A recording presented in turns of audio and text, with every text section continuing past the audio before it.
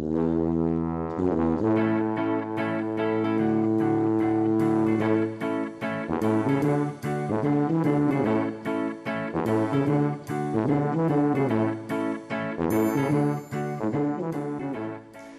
evening and welcome to Honestly, I'm Lying, the show where lies win the prize. I am your host, Josh Lang.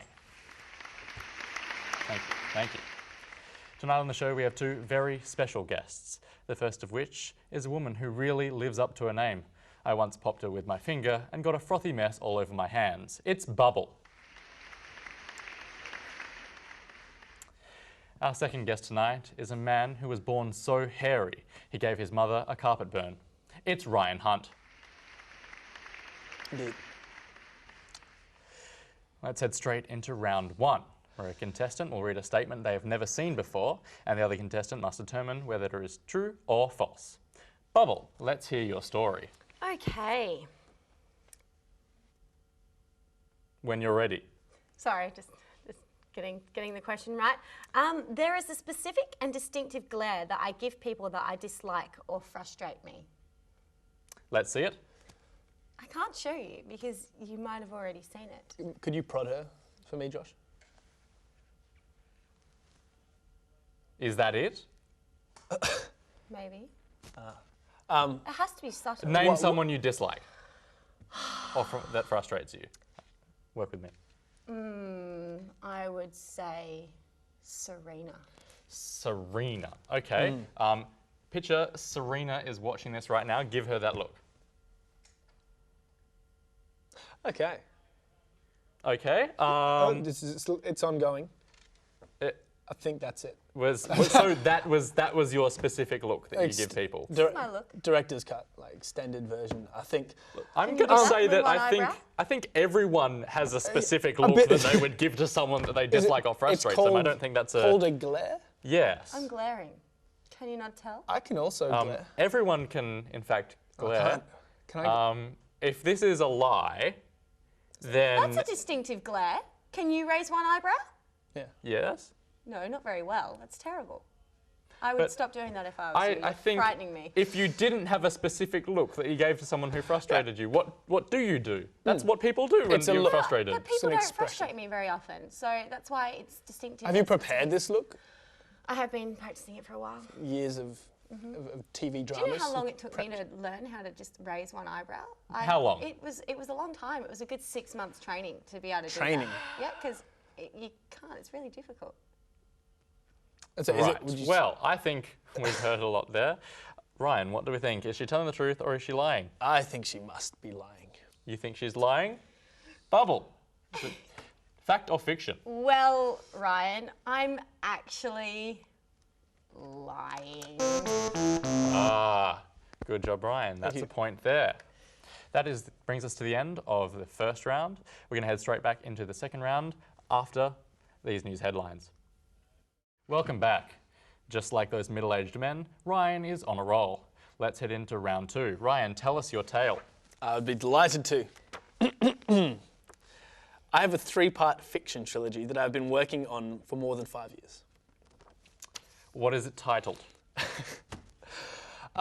It's a bit awkward. It's called Inception, but like I had it before the Yeah, movie that's title. original. I know. So it's a working title now.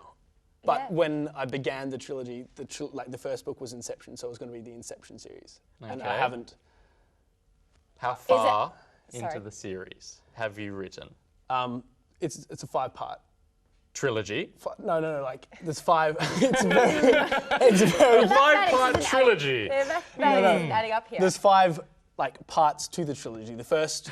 I don't think you understand what a trilogy is, Ryan. No, but I have a trilogy of short stories, if you will. Like they kind of sit somewhere between like a short story, like allow me to finish. About 20 pages. I'm really I'd say. confused. Yeah, you have the right to be. About 20 pages each in the trilogy. And the first 2 I've split into 2 parts. Like, I'm an how actor. much of this have you actually Not a writer. How much of this have you actually written? Have you written all 3? I've books? I've got the trilogy.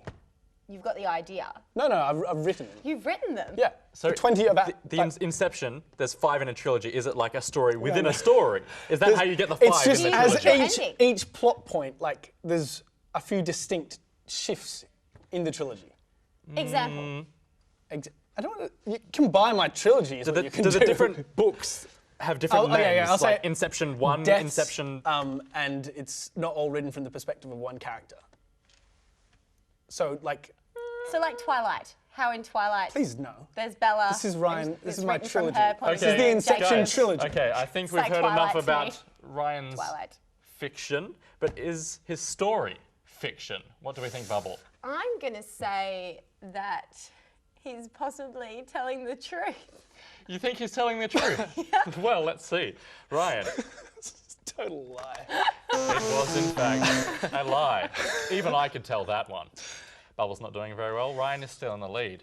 We'll head straight back into round 3 after these news headlines. But first, the viewer question. I'm receiving a foot massage under the table. Find out after the break.